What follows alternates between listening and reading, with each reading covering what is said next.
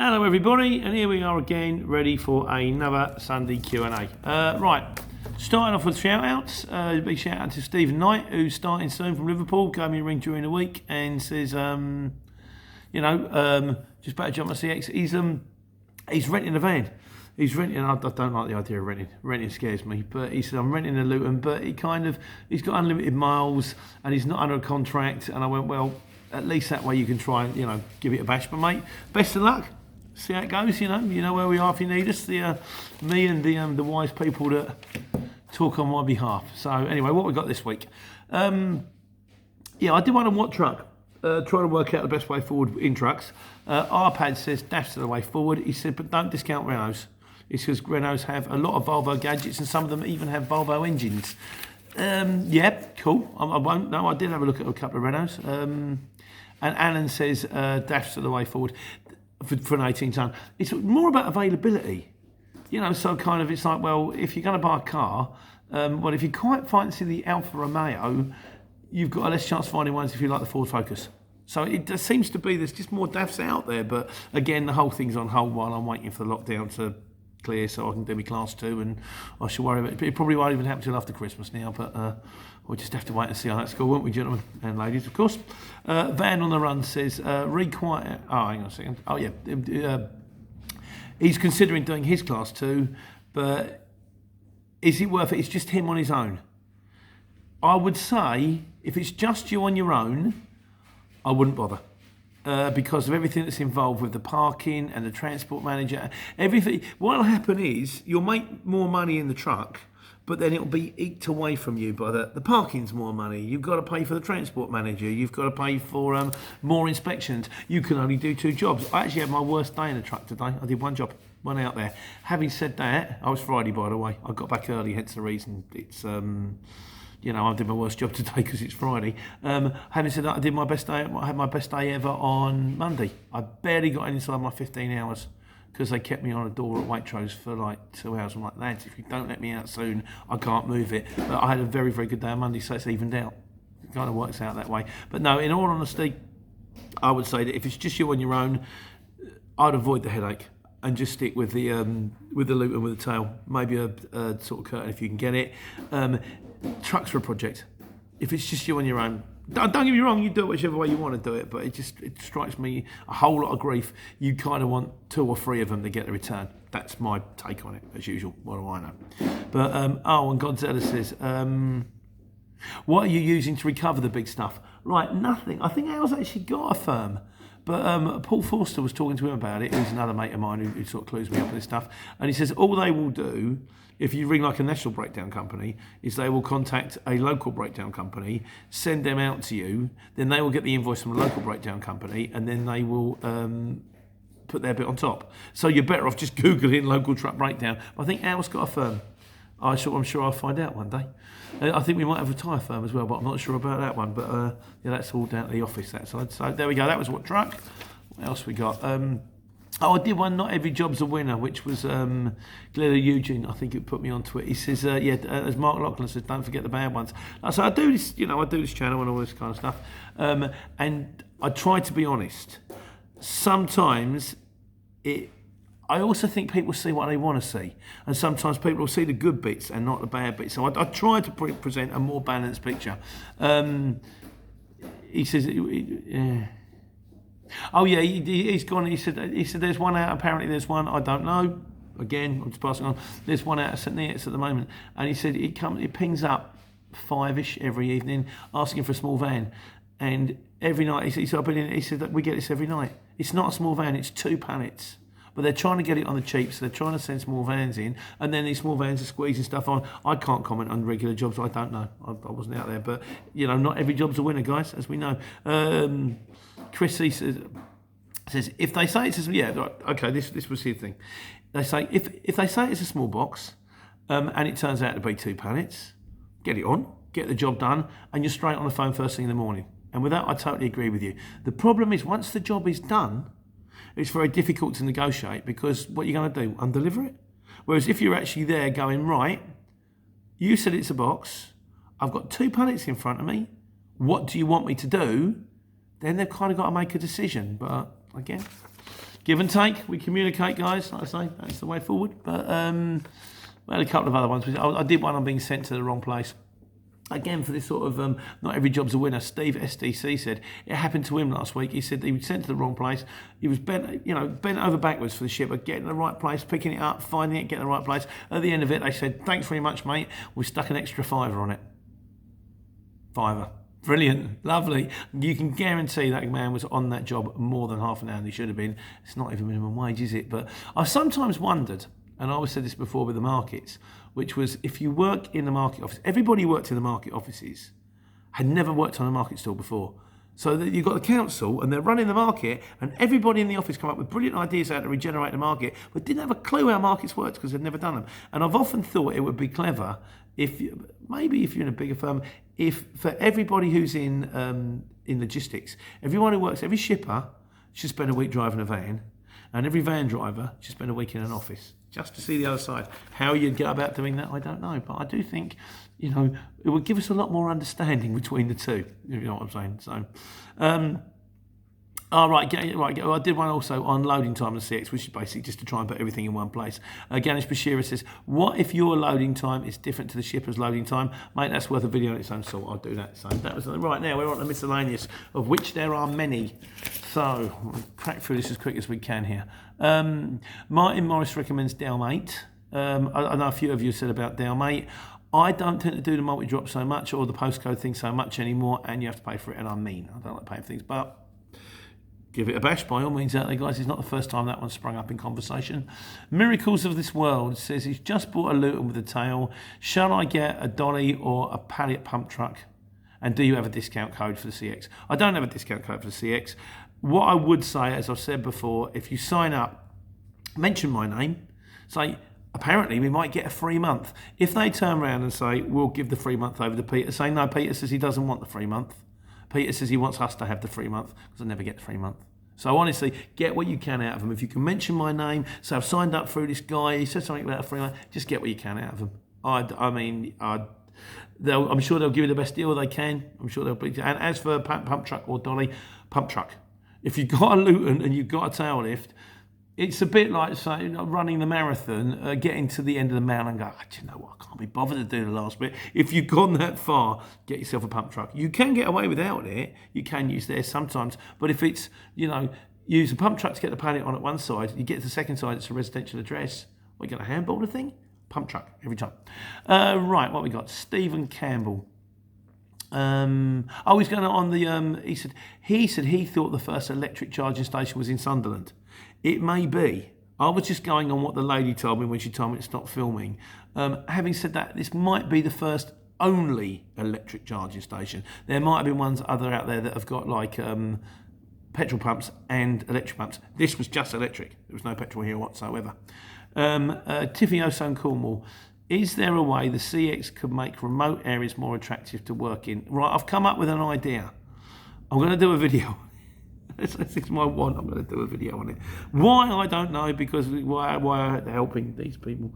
But in fairness, I suppose they're sort of incremental and get me to where I am today. But I have an idea, which I'm going to do a video on. I'm going to post it forward. We'll all have a little thing. If they decide to run with it, it's up to them. If it helps people, brilliant. That's my main concern, really. David Forster. Oh, re-showers. We've had a thing recently about showers, about HGV drivers. Where can you get a shower? Is there an app? He says motorway service stations are required to provide free showers and washing facilities plus 2 hours parking. Although I got to a services the other day, there's the one, I think it's on the M3 or the M4, just before you hit the 25. It says services, you pull in, and it says HGV, maximum waiting time 15 minutes. Well, how does that help me if you've got to do an half an hour break? As it turns out, there's a lay-by about half a mile down the road, but thank God for that, otherwise I'd be in trouble. But he said he said they're generally in toilets. Their doors, they look like locked doors. They look like cleaning cupboards. He says you get the key from where you pay for the parking, the overnight parking, wherever that may be on the site. They may ask for a deposit, which they'll give you back when you bring the key back. He says take flip-flops. I don't know if a couple of people said they're not always the cleanest, but I guess I don't know, if you stick to the walls, maybe. None of it's ideal, is it, boys? But, we get by as we can, don't we? Ian with Two Eyes Merrick says, during the lockdown, a lot of pubs are doing delivery takeout. Could be an opportunity to get an end user. I like his thinking here. I mean, it might be a case of, like, the pub needs a delivery driver, you're local, you get in with the pub, and then when the lockdown finishes, they turn around and go, actually, can you do this? Or I've got a mate who needs this. Any opportunity to get an end user is a good opportunity, I think. Terry Shoots says, Amazon. This is another one that's come up recently. He says, Amazon, because there are a lot of people doing it. I think, if I've got a car, what can I do? Amazon, I think it's called Amazon Flex, and you can bring in the car. Apparently, there's a lot of bloggers out there that are doing it. And a lot of them, I've seen them as well. I think they call it clickbait. How much money I made as an Amazon driver. How much money I made this week driving a scooter. And you go, oh, that's interesting. I'll click on that. And nothing happens. But guys, I'm sure it's out there. I can't recommend any of them. I don't watch them. I don't have time. But there's stuff out there. So, right, back on the miscellaneous still. Corona. Vaccine's coming soon. That's good. Steve at SDC says he takes pictures of goods at delivery. I've done this in the past. Give them all the information you can. I'll be honest with you, I used to get the signature on the phone, and then I'd get the POD, and I'd take a picture of the POD, and then I'd take a picture of the goods, and I'd upload the lot. Now, I haven't been taking the signature on the phone recently because of the COVID thing, and I've stopped taking pictures on the phone of the POD. Instead, I do scan. Scan is better. And I also used to photocopy all of my PODs in case they say they lost it. I don't do that anymore. Now, all I do is when I get to the end, I get the received by name, get a signed paper POD, and I scan that one in, and then we send that one off with a paper invoice with sort of a hard copy. And if they tell me they haven't got it, at least I've got a scan on the phone of the hard copy, which we print off again. But most of the time, it doesn't seem to be an issue, which is good. Coming back to the charging station and the petrol station thing, Shock Arrow says, because I don't even know how long electric cars take to charge. Apparently, an electric car will charge at different rates. On a drip feeder overnight, it's 20 hours. On sort of like a fast charge, it's an hour. Although some of the posh Teslas apparently were charging, we're charging 15 minutes for 250 miles. I don't really. My car, my old Mini. It's not an old Mini, it's a new Mini, but it's an old new Mini. Goes about 2 miles a day. It goes from here to the yard where I pick the lorry up, and it goes from the yard back to my house.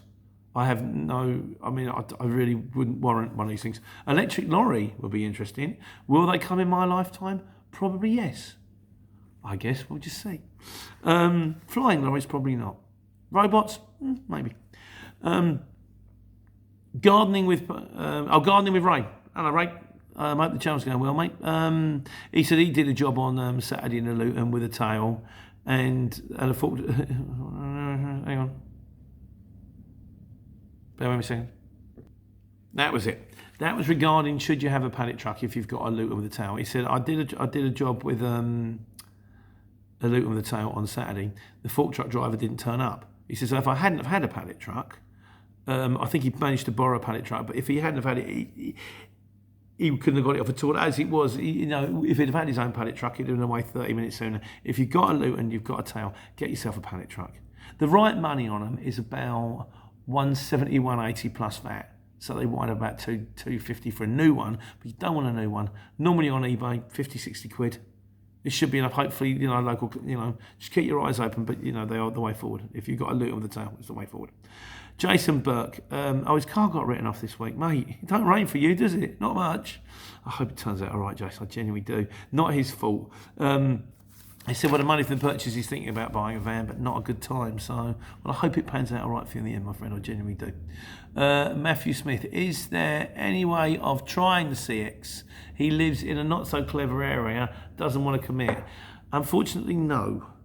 Not that I know of. I suppose, if you live in not such a clever area, it might not be in their benefit to let you try it. What I would say, let us know the area. Well, I don't think it's going to work in fairness.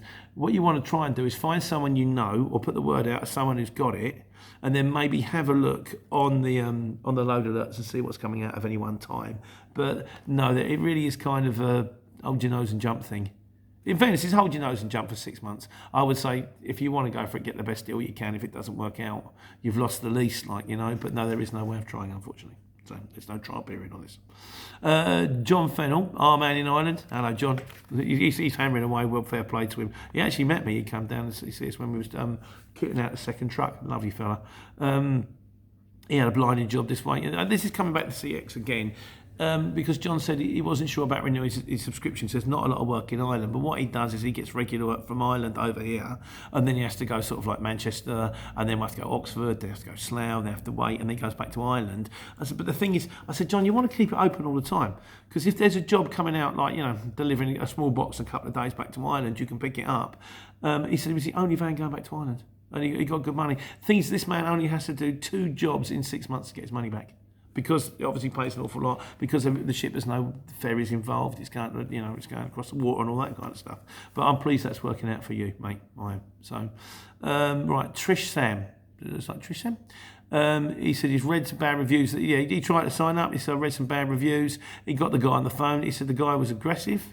I tried to sell him a higher subscription, and in the end it didn't work out. I'll be honest, I signed up 2 years ago with Will, who's lovely. He stayed late to get me on there. I mean, you can watch the old videos if you like. He stayed late to get me on there. He basically went down the gym, came back from the gym and signed me up. I had nowhere to go. The markets had collapsed and it saved me. It's the reason I'm doing this stuff. It doesn't work for everybody. It's not everyone's scene, man. But I just call it like it is. So, sorry it worked. Sorry, that's the way it panned out for you, my friend, basically. Derek McDonald. The traffic manager. Oh yeah, he said do one on traffic manager and what he does. Yeah, there's one going out next week. Done that one, mate. Dean McIntyre. How easy to get work once you join for the first time? It's not that tricky. It is a bit of a vicious circle in the fact is you need good feedback to get more jobs, and you need jobs to get good feedback. But at the same time, if you just started for the first time, bring them up, be honest with them. Also, if you're the right man in the right place at the right time and your quote's the right, and you're the right van, you'll still get it. And then it's just a journey of a million miles, starts with a single step. But we've all got to start somewhere, sir. So, you can still get jobs. Obviously, otherwise there would be nobody getting jobs on the exchange ever. Everyone started at one stage, everyone done their first job. Mine was for a firm that's gone bust a long time ago, Star. And that was going to the Shard. Didn't have a clue what I was doing. Absolutely clueless. Picking up 4 glass tables, thinking, maybe we should have some blankets for these. But it went all right. So, completely forgot about the ULEZ as well. Didn't do that job for the best of money, but everyone starts somewhere. The fixing place. He says, I like this guy, too many ads. And he's been watching the video on Sunday Q&A about the O licence. Right, I don't know what it is with the YouTube guys. I tell them I don't want mid-roll ads. They go, okay. Then they stick mid-roll ads in. And then I have to go and say, look, I have to get rid of them manually and then go, right, I don't want mid-roll ads. And they go, okay. And then they stick mid-roll ads in, which leads me to believe they want me to have mid-roll ads. I don't want them. Nobody wants to watch them. A couple at the beginning, thanks very much. That kind of buys the wife a meal once a month. But if they do reappear again, be the watchdogs. Just go mid-roll ads to the back, Pete, and I'll knock them off again. As for going back through all the old Sunday Q&As and knock them off, I have to do it all manually, one at a time. I'll do it if I get time. Otherwise, sorry, it was never my intention. Sorry. Gary Taylor, advice on ADR and what you can charge in an ADR. What would you charge in a Sprinter for ADR? Right. This is one I'm going to throw out to you guys, to the educated people out there. Pass it on. I would imagine, I would imagine you charge more for ADR jobs because you're more qualified, and there's not going to be that many drivers that can do it. I don't know how much more. I don't know.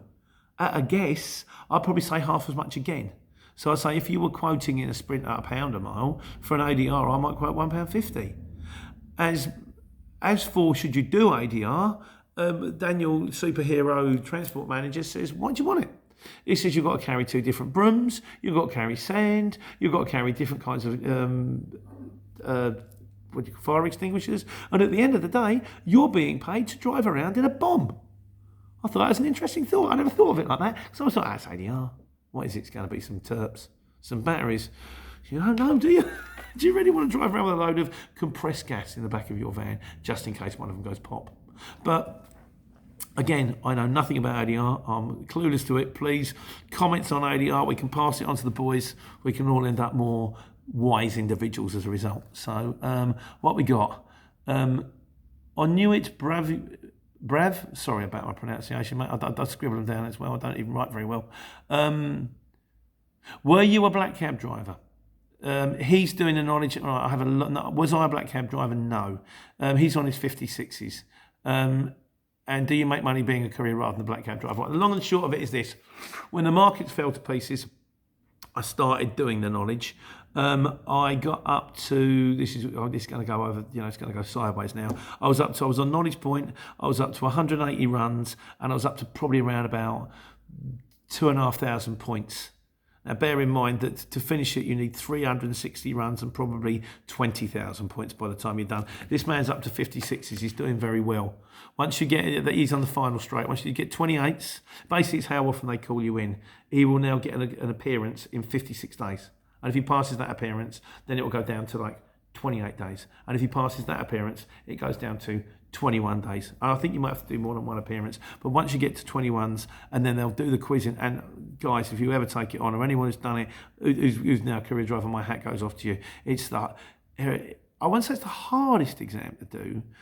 There's just so much to learn. It's like learning to be a lawyer. You have to know every single street in London, which direction it goes, where it goes to, every single place on every street in London, where you can drop, when you can't drop. Mate, my hat goes off to you. I was doing it originally on a bike when I was in the markets, and then I started doing it in a truck because I had the truck at the time. I was getting up at 4 o'clock in the morning, doing my runs, going to the market, doing runs, and then going home, particularly long days. But I kind of worked out it wasn't going to be for me. It's hard enough to do it when you're committed on your own, but to do it when you're trying to hold down a full-time job at the same time. And also I was aware of the fact it was really going to take me away Friday night, Saturday night, Sunday night if I wanted to make any proper money. I kind of want to get back for the family. But my hat goes off to you, my friend. Good luck. You're nearly there. So, right. Torium is fed up with the CX. He says, fed up with the CX, posting without weights and measures. Tony M. Sorry, Tony. He said by the time you've actually rung them and found out what the job is, it's sold to some numpty who's just quoted it blind, who's then going to turn up and have a nightmare. He said there should be more description. I agree with you totally. My job this morning failed to mention the fact that it had an hour's worth of handball on one way and the other. As it is with a lorry, we kind of give an hour loading time anyway, although you kind of think that's really going to be sitting down waiting for the fork truck driver to put it on. There was me and another guy called Chris. Hi Chris, are you watching? We done it between us. That's a bit of exercise, I suppose, But yeah, a little bit more information. Is it an airport? Is it a distribution centre? Am I likely to be held up? Can I get in? Is it definitely going to be this time? A little bit more information wouldn't go amiss, certainly. True. Right, Sam Aswad. Do courier drivers require specific security clearance for airports? Now, a few of you have said yes, not particularly. Presumably, the shipper, the person that's giving you the job, needs a security clearance, and what they will then go is, when they give you the job, they will communicate with the airport, and they'll go, right, there's a guy coming in. Is this going to be his number plate? He's coming from us, and they'll go, well, just see if you're on the list. Oh, yeah, you're Barry's Couriers. Yes, this is your number plate. Yes. Can I see? Sometimes they'll ask you for ID. Sometimes they'll ask you for 2 forms of ID. Sometimes they want company ID, which is comical because company ID is something that you can print out off the internet, which I keep meaning to do and haven't got round to. But if you actually having your own kind of security clearance, like you need sort of clearance like to be a black cab driver, we used to have like a CRB check and all that kind of stuff. Nothing like that. When you get the job, the shipper will have taken care of it for you. So it is always wise to carry 2 forms of ID with you, ideally passport and driving licence. If you can be bothered to print out company ID, go for it. I actually got the kid to knock me one up at work from her work, but it was a bit rubbish. So. Derek McDonald, are there jobs in and out of Scotland? Yes, but not many. Beautiful country though it is. I was there on honeymoon. Most of it comes out of Aberdeen. It's kind of, I've said about this, the main jobs seem to be in that whole base. If you basically cut straight down and across, if you take from Newcastle across to, say, Preston, and then draw 2 lines straight down. The majority of the work comes out of that. Norwich is a difficult area, Cornwall is a difficult area, the centre of Wales is a difficult area, and once you get past Northumberland, it's difficult. Beautiful country, not that many distribution centres. A lot of it comes out of Aberdeen. So, but the trick really is to maybe get out there and tramp for a day or two. Try and get your first job out in the morning, maybe drop down a bit, and then drive around, stay overnight, and then try and find yourself coming north and go back. It can be done, but as for actually jobs around Scotland, I'll be honest, not so many. It looks like Just Sand It. I'm not sure. Sorry, I've written your name down about it again.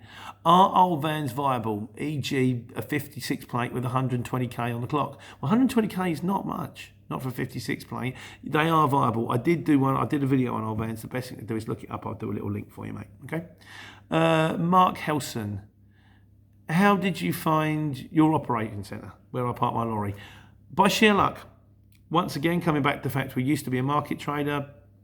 20, 30 years ago, there was a farm at the top of the road and we rented a unit off the farm. And then slowly but surely as we grew as market traders, this turned into a business park. And then I needed a lorry for the markets because I was doubling up. So I put in for using it from the farm. Now it's got lorries all over the place, which is ironic because it's right in the middle of a 7.5 tonne area. Every single road leading into my operating centre is no vehicles bigger than 7.5 tonne. Despite the fact we've got 2 18 tonnes there, and my mate Giuseppe is parking 4 Arctics. And I believe it's no vehicles larger than 7.5 tonnes except for access. Sometimes it says except for loading, but I think you're entitled to come in providing you're coming back to base. But it's, again, comical. But and I'm dead lucky because it literally is down the road, but it was sheer luck. That is the hardest thing. When you go for it, if you're going to go for trucks, the hardest thing you're going to have to cope with is finding somewhere to park them. Transport managers can be got. Mechanics can be got. Money can be got if you're in a lucky enough situation. If you're not, you can borrow it or you can get a credit card, blank credit card. You don't actually have to physically have the money. You only have to show you have the money available. But finding somewhere to park it is very, very difficult indeed. Right. Paul Wilkins. Oh, we've done that on electric cars. We've done that one already. Ashley Williams is thinking of starting. How much money do you think you need to start on the CX? You know, I can't believe I've never done that one before. So that's worth one on itself as well. So, and finally, the conclusion this week goes to, is it Sonna Dugan? I did one on the Magic Job. Where's the 50p? It's behind you. If you were there, I'd probably produce it from behind your ear. And if you was about 3 or 4, you might find that trick impressive. As it is, really not that good a magician. Don't think Dynamo's got anything to be scared of. So I think I'll just stick to driving a lorry. Right, I think I'm tired today, guys. I think I'm done for the week. So anyway, like I say, this is recorded on Friday. It will go out on Sunday morning. I will hopefully be more refreshed than that. And I still haven't got a job for Monday, actually. So as soon as I sign this off, I better go and find one. In the meantime, hope you're all well. Take care, take money.